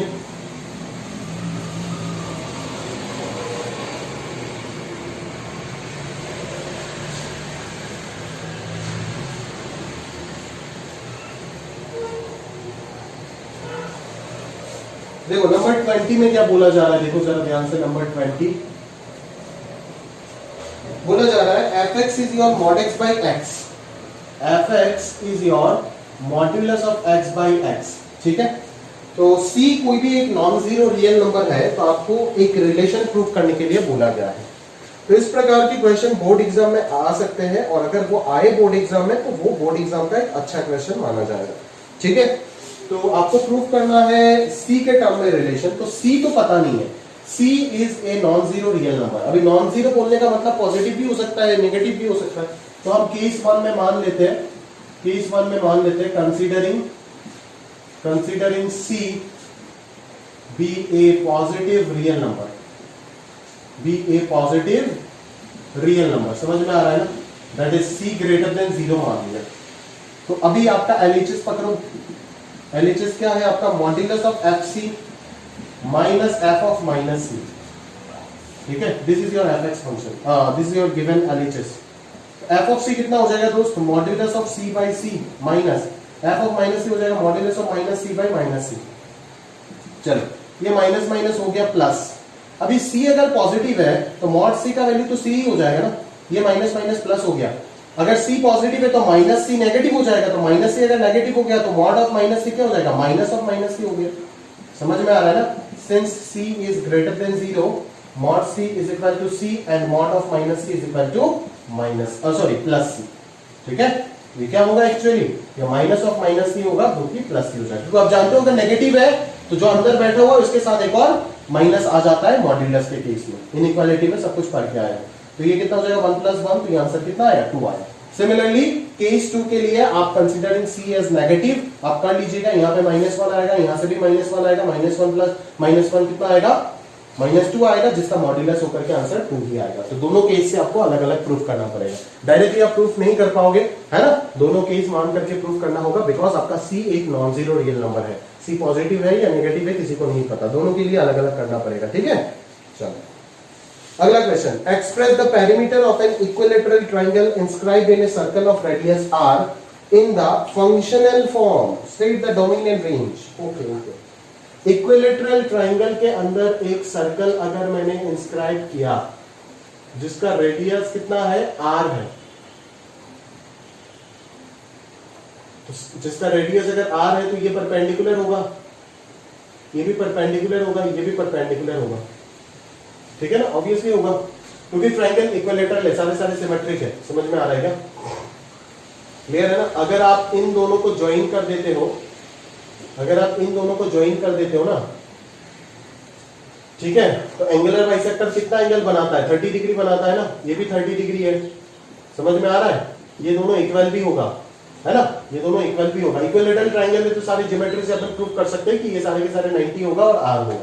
तो पेरीमीटर जो हो जाएगा वो कितना हो जाएगा, अगर मैं नेमिंग कर देता हूं तो ये ABC हो गया, ये DEF हो गया। समझ में आ रहा है? तो पेरीमीटर जो हो जाएगा वो क्या हो जाएगा आपका, पेरीमीटर हो जाएगा AF AB + BC + CA। ठीक है, तो AB + BC + CA को, AB को मैं ट्वाइस AF लिख सकता हूं, BC को मैं ट्वाइस BD लिख सकता हूं और AC को मैं ट्वाइस AE लिख सकता हूं। तो 2 कॉमन ले लो, AF कितना आ जाएगा, AF का वैल्यू आप पाइथागोरस, ये अगर राइट एंगल है तो पाइथागोरस से आप निकाल सकते हो ना, आराम से निकाल पाओगे दोस्त। बट फिर भी अगर आप यहाँ पे थोड़ा बहुत ट्रिग्नोमेट्री अगर अप्लाई करते तो शायद थोड़ा बेटर हो जाता नहीं। ठीक है, ट्रिग्नोमेट्री थोड़ा सा अप्लाई कर सकते हो यहाँ पे, क्योंकि ये R ये R ये R है, अब जानते हो ये कॉमन साइड है और ये दोनों लेंथ पे जो होगा, दोनों लेंथ इक्वल होगा, बिल्कुल सही। ये दोनों ट्राइंगल अपन कॉन्ग्रुएंट बोल सकते हैं, तो ये दोनों इक्वल है, बिल्कुल सही था, ट्वाइस AF।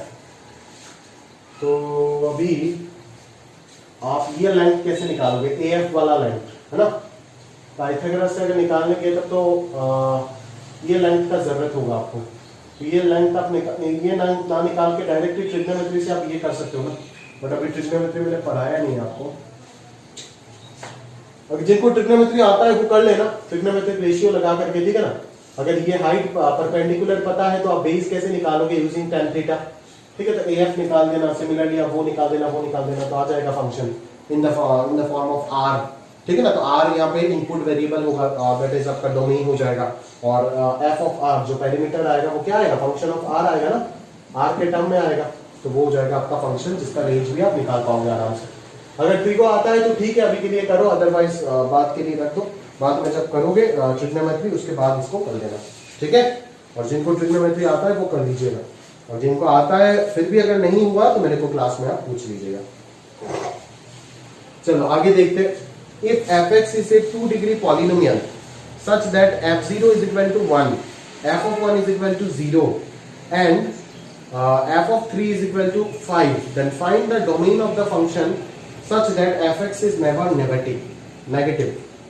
तो डोमेन ऑफ द फंक्शन बोला है, 2 डिग्री पॉलिनोमियल का डोमेन तो हमेशा ही रियल नंबर होता है। फाइंड द फंक्शन निकाल सकता हूं मैं, फंक्शन क्या होगा, अगर 2 डिग्री पॉलिनोमियल है तो फंक्शन का जनरल फॉर्मेट क्या होगा, ax² + bx + c होगा ना। अभी a b c तीनों को निकालने के लिए 3 कंडीशन दिया हुआ है आपके पास, वो 3 कंडीशन क्या है, f0 का वैल्यू 1 दिया हुआ है, अगर x का वैल्यू 0 पे फंक्शन का वैल्यू 1 है तो पुट x का वैल्यू 0, तो फंक्शन का वैल्यू कितना 1, तो c का वैल्यू 1 मिल गया। दूसरा क्या दिया है, f1 का वैल्यू 0 है, f1 0 मतलब a plus b plus c का वैल्यू 0। अभी c तो 1 आ गया, मतलब a प्लस b का वैल्यू हो जाएगा -1। और थर्ड कंडीशन क्या है, f ऑफ 3 का वैल्यू 5, f ऑफ 3 अगर 5 है तो 9a plus 3b plus c का वैल्यू हो गया 5, c का वैल्यू पुट कर दो 1, तो 9a प्लस 3b का वैल्यू हो जाएगा 4। तो 1 और 2 इक्वेशन को सॉल्व कर दो एंड अकॉर्डिंगली a भी निकाल दो। तो अगर a भी पता चल गया, c भी पता चल गया, तो पुट कर दो। तो ये जो फंक्शन बनेगा उसका रेंज में निकाल सकता हूं, ठीक है ना। फंक्शन जो बने, अच्छा यहाँ से अगर मैं सॉल्व कर देता हूं तो ये क्या आएगा, 2 माइनस 3 टाइम्स ऑफ 1 कर देंगे तो ये b भी कैंसिल हो जाएगा, तो ये हो जाएगा 6a इज इक्वल टू 7। तो a का वैल्यू 7/6 आ जाएगा और b सिमिलरली निकाल करके रख देना, फिर उसको परफेक्ट स्क्वायर बना करके उसका रेंज निकाल सकते हो। बट डोमेन तो उसका रियल नंबर ही होगा ना, डोमेन तो उसका रियल नंबर ही होगा हमेशा। ओहो अच्छा अच्छा अच्छा अच्छा अच्छा अच्छा, समझ गया। अच्छा क्वेश्चन है, रुको। तो यहाँ पे अगर a का वैल्यू मिल गया तो b कितना निकालेंगे, b निकालेंगे -1 minus a, that is -1 minus 7/6, that is -13/6। तो fx जो पॉलिनोमियल आया वो क्या आया, 7x² माइनस 13x/6 और प्लस c का वैल्यू 1 है, that is 7x² minus 13x plus 6 divided by 6 है, ठीक है। अभी बोला है अगर fx नेगेटिव नहीं हो सकता, नेवर नेगेटिव, मतलब fx हमेशा क्या होगा, ग्रेटर देन इक्वल टू 0 होगा। क्वाड्रेटिक पॉलिनोमियल तो नेगेटिव भी हो सकता है ना, बिल्कुल नेगेटिव में भी तो जा सकता है, बट यहां पे बोला है कि अगर वो नेगेटिव नहीं होता है तो डोमेन क्या होगा बोलो, दैट इज x का वैल्यू क्या होगा बोलो। तो fx को ग्रेटर देन इक्वल टू 0 अगर मैं करूंगा तो इसका वैल्यू क्या आएगा, ग्रेटर देन इक्वल टू 0 आएगा, ठीक है ना। तो इसका वैल्यू अगर ग्रेटर देन इक्वल टू 0 आएगा तो यहां से सॉल्व करके x का वैल्यू आपको एग्जैक्टली निकालना है। तो ये क्या हो जाएगा, 7x² minus 7x minus 6x plus 6 greater than equal to 0। यहां से हो जाएगा 7x माइनस 6 और इधर हो जाएगा x माइनस 1। तो x का जो वैल्यू आएगा वो क्या आएगा, -∞ से 6/7 यूनियन 1 से इंफिनिटी।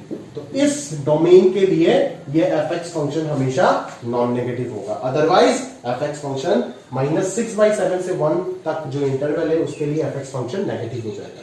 तो ये एक अच्छा क्वेश्चन है, दो क्वेश्चन मिक्स कर दिए एक साथ कि fx पहले तो आपको निकालना पड़ा है ना, पहले 3 कंडीशन को यूज करके fx आपने सॉल्व करके निकाले और फिर निकालने के बाद कंडीशन लगा दिया कि अगर fx नेगेटिव नहीं हो सकता, दैट इज क्या होगा, नॉन नेगेटिव होगा। अगर नॉन नेगेटिव होता है तो डोमेन क्या होगा, दैट इज x का वैल्यू क्या होगा बोलो। तो ये आ गया आपका आंसर, ठीक है। 23 अगर y is equal to this दिया हुआ है तो आपको x is equal to f of y show करना है। सिंपल ही है, कोई दिक्कत नहीं है, सिंपल है एकदम, ज्यादा कोई परेशान होने वाला तो सवाल है नहीं। x का वैल्यू आपको f ऑफ y दे रखा है, सॉरी y का वैल्यू आपको f ऑफ x दे रखा है, that is this, y is equal to this is given to us. तो ये हो जाएगा 3xy minus twice y is equal to twice x plus 1। समझ में आ रहा है क्या? तो ये हो जाएगा x कॉमन ले लेंगे तो ये 3y माइनस 2 हो जाएगा और ये 2y प्लस 1 हो जाएगा। समझ में आ रहा है ना? तो x का वैल्यू हो जाएगा 2y plus 1 divided by 3y minus 2, ठीक है। तो अभी देखो ये भी तो एग्जैक्टली इस फॉर्मेट में ही आ गया ना, बस x की जगह पे y आ गया। तो अगर यहाँ पे x लिखा है तो इसको fx लिखते, तो अगर यहाँ पे y लिखा गया तो इसको मैं क्या लिखूंगा, f ऑफ y लिखूंगा ना। तो प्रूफ हो गया ना x is equal to f of y, ठीक है ना। This are the starting concept of inverse functions, ठीक है। जब हम करेंगे वो आराम से पता चलेगा। अगला क्वेश्चन 24 में तो सिंपल दिख रहा है ना, एकदम डोमेन निकालने के लिए बोला जा रहा है। तो डोमेन तो आप निकाल ही सकते हो ना इस प्रकार के फंक्शंस का, एकदम आसान हो जाएगा, है ना। सारे पैटर्न मैंने क्लास में करा दिया। पहले वाले पे बस डिनोमिनेटर नॉन जीरो ध्यान दे देना, दूसरे वाले पे पूरा पूरा अंदर वाला चीज जो भी है उसको ग्रेटर देन इक्वल टू 0 कर दो, फिर x निकाल दो इनइक्वालिटी सॉल्व करके। तीसरे वाले पे अंडर रूट के अंदर भी ध्यान देना पड़ेगा, ग्रेटर देन इक्वल टू 0 होगा, साथ में इंटरसेक्शन जाएगा कि denominator should be non zero. Fourth one पे numerator should be greater than 0 and denominator जो होगा वो क्या होगा, ग्रेटर देन, सिर्फ ग्रेटर देन 0 होगा। हाँ, न्यूमरेटर पे तो कोई कंडीशन नहीं लगेगा, फोर्थ वाले पे सिर्फ कंडीशन आएगा ये x square minus 5x plus 4 greater than 0, equality नहीं आएगा बिकॉज ऑफ डिनोमिनेटर। फिफ्थ वाले पे 4 minus x greater than equal to 0 एक कंडीशन आएगा और उसके साथ इंटरसेक्शन हो जाएगा x square minus 1 greater than 0। इन दोनों का इंटरसेक्शन लेके जो आएगा आंसर वही हो जाएगा। सिक्स वाला तो एकदम सिंपल है, डिनोमिनेटर में कौन है, x स्क्वायर है, तो डिनोमिनेटर में x स्क्वायर है तो डोमेन क्या हो जाएगा, रियल माइनस 0, खत्म। आराम से कर पाओगे, 24 और मैं नहीं कर रहा हूं, बता दी सारे कंसेप्ट, आराम से हो जाएगा, ठीक है। चलो अगला वाला तो सारे पैटर्न मैंने आपको बता रखा है दोस्त, ठीक है, बुरा मत मानिएगा, बट इस प्रकार के सारे पैटर्न मैंने आपको बता रखा है कि किस तरीके से इस प्रकार के क्वेश्चन आप सॉल्व करेंगे, ठीक है। मैं बार बार मेंशन करके दे रहा हूं कि इस प्रकार के क्वेश्चन में आप जो मैं शॉर्ट से कर देता हूं उस प्रकार के मतलब अंदाज मत लगाइएगा, प्रॉपर्ली आप वाई मान करके उसको सॉल्व कीजिएगा रेंज के वक्त, ठीक है। तो नंबर 1 नंबर 2 फ्लैट है, नंबर 3 इस प्रकार। अच्छा चलो, नंबर 1 तो लीनियर बाई लीनियर का रेंज कैसे निकालते हैं मैंने बता दिए। नंबर 2 का रेंज निकालने में थोड़ा सा तकलीफ हो जाएगा, चलो नंबर 2 का रेंज बता देंगे आपको, नंबर 2 का रेंज बता देंगे। चलो नंबर 3 तो एकदम सिंपल है, नंबर 4 नंबर 5 ये सारे सिंपल है, नंबर 6 बता देंगे, चलो नंबर 6 का रेंज बता देंगे, डोमेन तो सिंपल है। नंबर 7 नंबर 8 का रेंज बता देंगे, चलो नंबर 9 हो जाएगा आराम से, नंबर 10 हो जाएगा आराम से, कर पाओगे इस प्रकार। चलो नंबर 10 का रेंज बता देंगे, कोई इशू नहीं। नंबर 12 का अगर मैं देखूं तो भी आप आराम से कर पाओगे 12, कोई इशू नहीं है। नंबर 13 हो जाएगा, 14 भी हो जाएगा, 14 भी आराम से हो जाएगा मेरे को जहां तक लग रहा है। 15 प्रकार के क्वेश्चन करा दिया, 16 तो अभी बता दूंगा, 17 हाँ 17 तो लीनियर बाई क्वाड्रेटिक वाई मान करके सॉल्व करोगे क्वाड्रेटिक से, जानते ही हो। 18 quadratic by quadratic, common factor, हाँ with common factor, 1 common factor, चलो 18 बता देंगे, 18 का रेंज बता देंगे। 19 का भी रेंज बता देंगे, चलो 20 का भी रेंज बता देंगे। 22 तो डर्टलैट फंक्शन है, 22 नहीं बोलूंगा, एकदम सिंपल है यार। 23 तो इस प्रकार के क्वेश्चन होंगे, चलो इतना सा बता देंगे। इतना बताने के बाद अगर नहीं कर पाओगे कुछ तो आप जूम में पूछ लीजिएगा क्लास में, मैं उधर सॉल्व कर दूंगा। बट इधर मैंने जो कराया वो अगर समझ नहीं आया तो भी आपको प्रॉपर्ली पूछना है, और अगर आप पूछ ही नहीं रहे हो तो क्या कर सकता हूँ, ठीक है ना।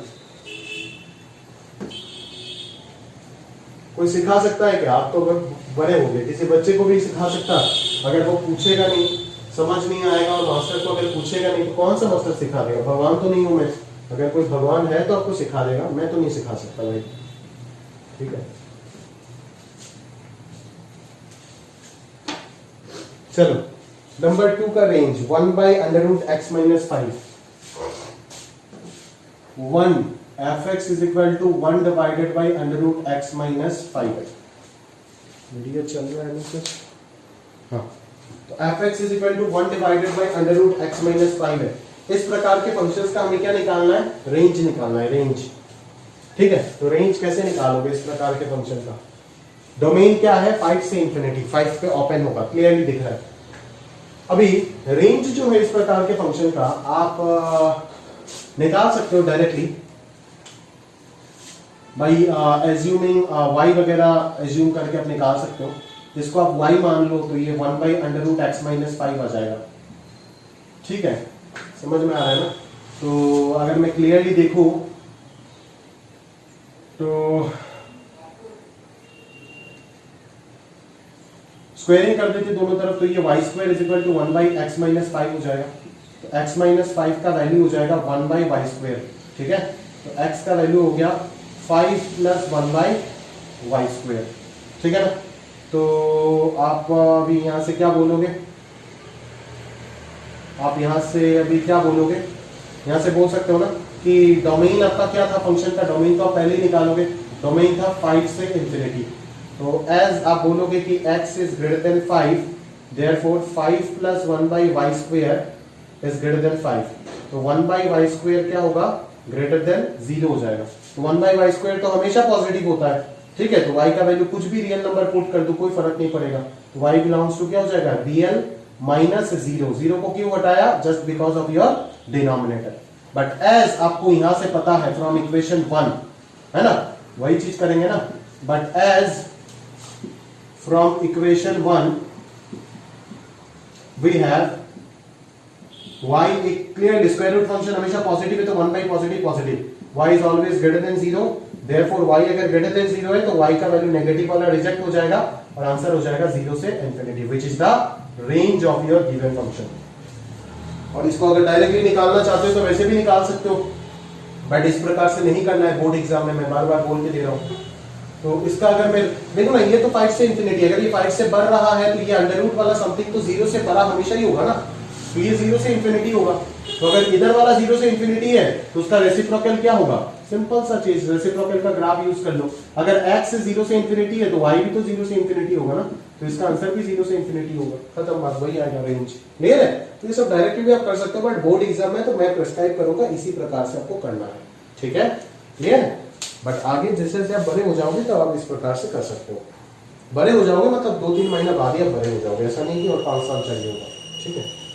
चलो आगे कौन सा लिखा, number 6, okay number 6, what is number 6? Number 6 is your, इसको भी y मान के निकालना पड़ेगा, क्वाड्रेटिक बाय लीनियर का कांसेप्ट है, बट स्टिल आप ध्यान से देखोगे कि यहाँ पे एक फैक्टर कॉमन है, यहाँ पे एक फैक्टर क्या है, कॉमन है, x² - 9 है ना ऊपर, हाँ जी, तो ये x + 3 इंटू x - 3 हो जाएगा, ठीक है, डिवाइडेड बाय x + 3 आ जाएगा। अभी आप इसको उड़ा दोगे और आंसर निकालोगे x - 3 और ये आपको मिल गया लीनियर पॉलीनोमियल, ठीक है? तो आप बोलोगे कि as range of linear polynomial is real number, therefore y must be belong to real number. But still एक चीज में ध्यान देना है कि आपने जिस चीज को बनाए वो लीनियर बन गया, बट यहाँ पे जो फैक्टर कैंसिलेशन, याद है उस नेगेटिव क्वेश्चन कराया था रेंज ऑफ रैशनल फंक्शन में, कि फैक्टर कैंसिलेशन जब करोगे तो आपको ध्यान देना है, समझ में आ रहा है ना? आपको प्रॉपर्ली ध्यान देना पड़ेगा कि यहाँ पे एग्जैक्टली वास्तव में हो क्या रहा है, ठीक है? कि x का वैल्यू अगर -3 हो सकता है क्या, नहीं हो सकता है, तो यहाँ पे आप बोलोगे as x is not equal to -3, तो डेफिनेटली y का वैल्यू क्या नहीं हो सकता, यहाँ पे -3 अगर रखेंगे तो y का वैल्यू क्या आएगा, -6 आएगा, तो y का वैल्यू भी -6 नहीं हो पाएगा। तो x -3 नहीं हो सकता तो y भी -6 नहीं हो पाएगा, तो y अगर -6 नहीं हो पाया तो रेंज जो है, बट एज, तो रेंज जो है वो क्या हो जाएगा, रियल -6 को रेंज से हटाना पड़ेगा, बस उस चीज को आपको ध्यान देना है प्रॉपर्ली, ठीक है ना? जब आप फैक्टर कैंसिल करोगे ना, तो जिस फैक्टर को कैंसिल करोगे उसका जो रूट है उसके कॉरेस्पॉन्डिंग जो y का वैल्यू आया वो अगर आंसर में आया तो उसको हटाना पड़ेगा। ये कंसेप्ट मैंने आपको रैशनल फंक्शन का रेंज में बहुत अच्छे से बताया था, ठीक है? नंबर 7 नहीं दोस्त, 8 है, 8, ये तो प्रीवियस ईयर जे क्वेश्चन है, x² / 1 + x², इसका अगर रेंज निकालना है तो सबसे पहले आप क्या करोगे, y + x² y, quadratic by quadratic है ना, ठीक है? तो इसका डोमेन अगर मैं देखूं तो डोमेन क्या आएगा, x belongs to real number आएगा, ठीक है? तो आप क्या बोलोगे, क्वाड्रेटिक डिस्क्रिमिनेंट से करो या फिर डिस्क्रिमिनेंट से तो करना आपको आता ही है, आपको डिस्क्रिमिनेंट से अगर करोगे तो लीडिंग कोएफिशिएंट कौन है, y है, ध्यान से देखो, अगर डिस्क्रिमिनेंट से करोगे तो ये क्या होगा, x² × y - 1 + y = 0। अगर मैं इसको क्वाड्रेटिक फॉर्मेट में सजा के लिखता हूं तो ये इस प्रकार से होगा, ठीक है ना? तो डिस्क्रिमिनेंट से अगर करना चाहते हो तो करो, बाद में आपको चेक पॉइंट देना पड़ेगा कहां पे, y = अगर 1 हो गया तो क्या होगा, क्योंकि अभी अगर आप डिस्क्रिमिनेंट बना दिए तो आप ये बाय डिफॉल्ट आप कंसीडर कर रहे हो कि it is a quadratic equation, but अगर y का वैल्यू 1 हो गया तो ये क्वाड्रेटिक होगा, ऐसा कोई जरूरी नहीं है। तो y का वैल्यू 1 ये आंसर में आएगा क्या, y का वैल्यू अगर 1 हो जाता है तो 1 = 0 हो जाएगा, जो कि पॉसिबल नहीं है, मतलब y = 1 आंसर में इंक्लूड नहीं हो सकता, मतलब वास्तव में ये एक क्वाड्रेटिक इक्वेशन ही है। बट अभी तो मैंने आपको चेक करा दिया, बट जब आप खुद करोगे आपको चेक पॉइंट देना पड़ेगा, तो इसीलिए मैं बोल रहा हूं कि इस प्रकार से तो आपको आता ही है, दूसरे तरीके से मैं आपको सिखा देता हूं, जैसे कि यहां से आप डायरेक्टली कर सकते हो ना कि x² × 1 - y = y, समझ में आ रहा है ना? तो x² का वैल्यू क्या आ गया, y/1 - y आ गया, ठीक है ना? y/1 - y आ गया, तो x का वैल्यू क्या आ गया, ± √y डिवाइडेड बाय 1 - y आ गया ना, ये आ गया x का वैल्यू, ठीक है? तो आप क्या बोलोगे कि for all x belongs to r, क्योंकि x का वैल्यू तो रियल है, वी हैव, हमारे पास क्या होगा, x अगर रियल नंबर है तो हमारे पास क्या होगा कि y/1 - y जो होगा वो ग्रेटर देन इक्वल टू 0 होगा। अगर ये ग्रेटर देन इक्वल टू 0 है तो y/y - 1 should be less than equal to 0, ठीक है ना। तो यहां से क्लियरली ये पता चल रहा है कि y बिलोंग्स टू क्या हो जाएगा, 0 से 1 हो जाएगा। समझ में आ रहा है ना। तो रेंज ऑफ द फंक्शन जो आएगा वो क्लियरली आपको पता चल रहा है यहां से कि कितना हो जाएगा। रेंज ऑफ द फंक्शन जो होगा वो क्लियरली पता चल रहा है 0 से 1 के बीच में होगा, जहां पे 0 पे तो इक्वालिटी होगा बट 1 पे इक्वालिटी नहीं होगा। और यहाँ पे आप देख सकते हो अगर आप डिस्क्रिमिनेंट वाले फंडे से करोगे तो यहाँ पे आप 1 पे इक्वालिटी आ जाएगा, बट बाद में अगर आप चेक करोगे तो आपको पता चलेगा कि y should not be equal to 1, तब आप y को रिमूव करोगे और यहाँ पे क्लोज्ड इंटरवल से ओपन इंटरवल कर दोगे। तो this is the range of the function, ठीक है ना। आप बोर्ड एग्जाम में जब करोगे तो डिस्क्रिमिनेंट वाला फंडा ना लगा करके इसी प्रकार से डायरेक्टली भी कर सकते हो, ठीक है। चलो कौन सा हो गया, 7, 8 हो गया। 10 1/2 माइनस साइन 3x, तो ये तो सिंपल ही है, ये तो बन जाना चाहिए आपसे। 1/2 minus sign 3x,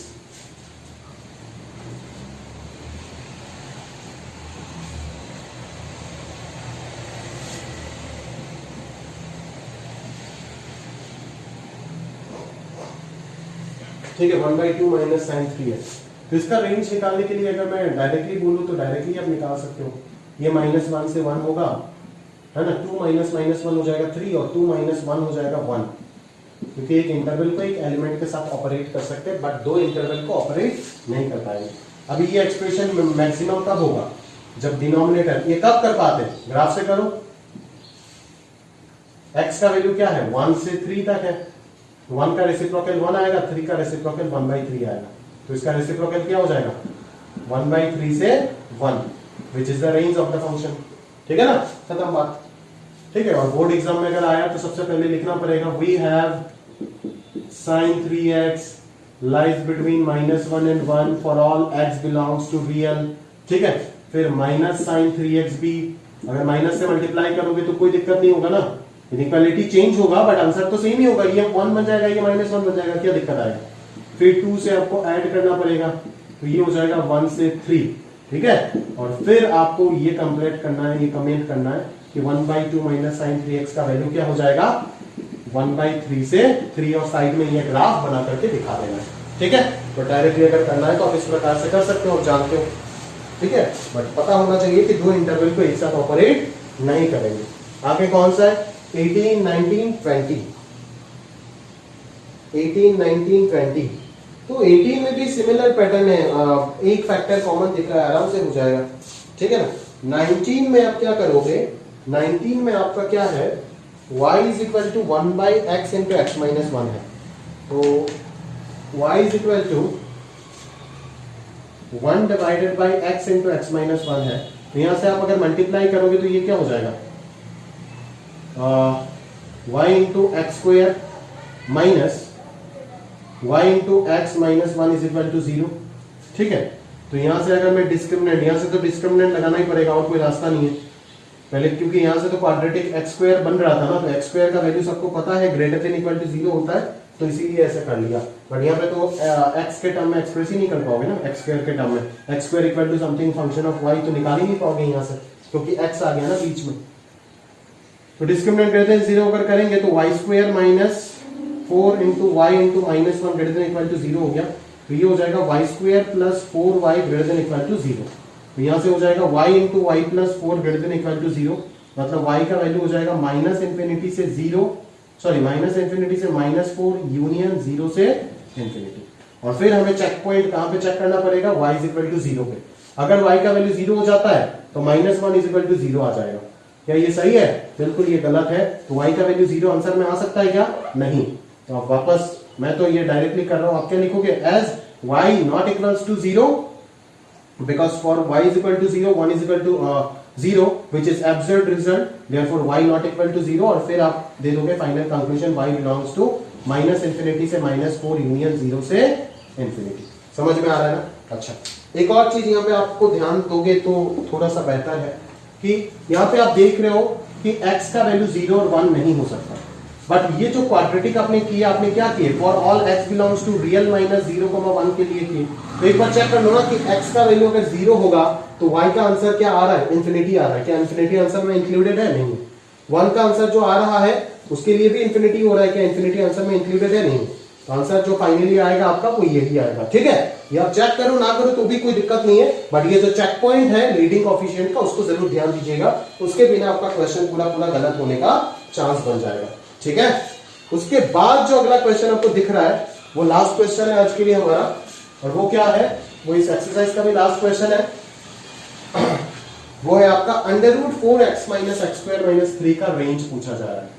√4x - x² - 3 का रेंज पूछा जा रहा है आपको। ठीक है, तो सबसे पहले तो आपको इसको एनालाइज करना पड़ेगा कि ये क्या है ना, इसका वैल्यू क्या है।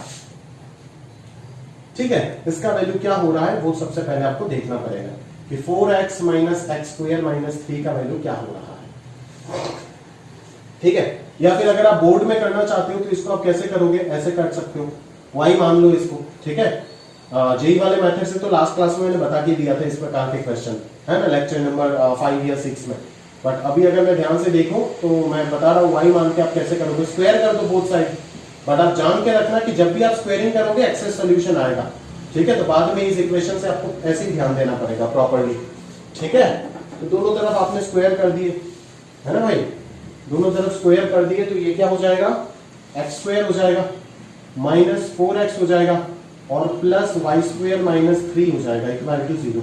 ठीक है, तो आप यहाँ पे क्या लिखोगे कि लीडिंग कोएफिशिएंट तो यहाँ पे 1 ही है, वो तो कभी 0 हो नहीं सकता है, तो डायरेक्टली यहाँ पे क्या बोलोगे कि x तो रियल हो सकता है ना, क्योंकि डोमेन ऑफ द फंक्शन जो है वो क्या होगा, 4x - x² - 3 greater than equal to 0 हो जाएगा।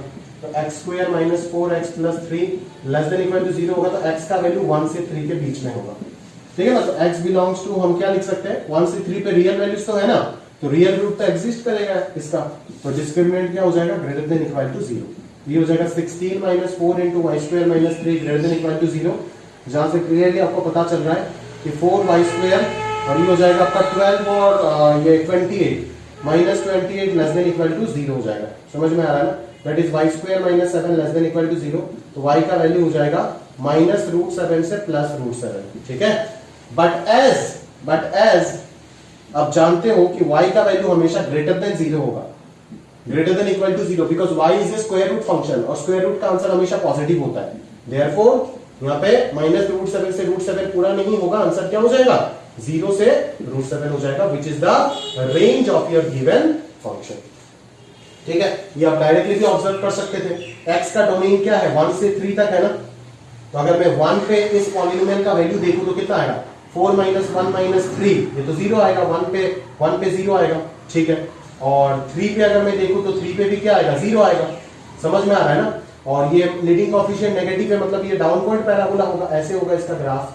ठीक है ना, अगर इसका ग्राफ ऐसे होता है तो ये जो मैक्सिमम वैल्यू है, ये मैक्सिमम वैल्यू क्या होगा, 7 होगा। ठीक है ना, इसका मैक्सिमम वैल्यू जो होगा वो क्लियरली दिख रहा है, क्या होगा, 7 होगा। जैसे मैं आपको दिखा भी सकता हूँ, ध्यान से देखना, यहां से अगर मैं माइनस कॉमन ले लेता हूं तो x² - 4x + 3 हो जाएगा। तो इसको अगर आप ध्यान से सॉल्व करोगे तो x² - 4x + 4 कर दो और +3 के साथ -4 कर दो, सही है, बिल्कुल सही है, कोई इश्यू तो नहीं है ना, हाँ सही है, यहां तक तो क्लियर है। तो कुछ मिस्टेक तो नहीं हुआ ना यार, क्योंकि यहां पे मैक्सिमम वैल्यू तो 1 मिल रहा है, 4 - 2x, x का वैल्यू 2 पे मैक्सिमम आएगा ना, x का वैल्यू 2 अगर डालेंगे तो 8 - 4 - 3, हाँ 1 आएगा, मैक्सिमम वैल्यू 1 आएगा। तो हमने यहाँ पे कुछ दिक्कत क्या, गड़बड़ क्या देख लो, चेक कर लो तो, x² उधर आया, -4x आया और ये y² + 3 आया, तो b² 16 हो गया, -4 × 1 × y² - 3, तो 4y² उधर गया और इधर हो गया 12 और 16 हो गया 28।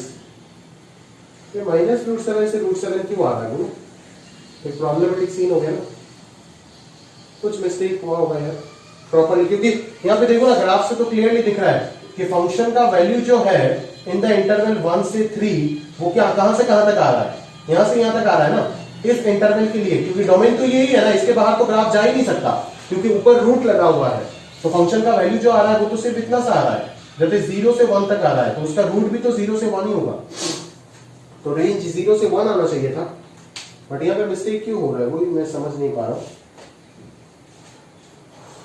अगर ध्यान से देखिए तो 4x minus x square minus 3 greater than equal to 0, तो x square minus 4x plus 3 less than equal to 0 हो गया, तो x का वैल्यू 1 से 3 है। सही है बिल्कुल, यहाँ पे भी तो सही है पूरा पूरा कहानी। एक्स स्क्वायर हो गया माइनस 4x हो गया, फिर ओ वो सॉरी ये -3 जब इधर आएगा तो ये प्लस हो जाएगा, ये प्लस हो जाएगा, तो ये हो जाएगा आपका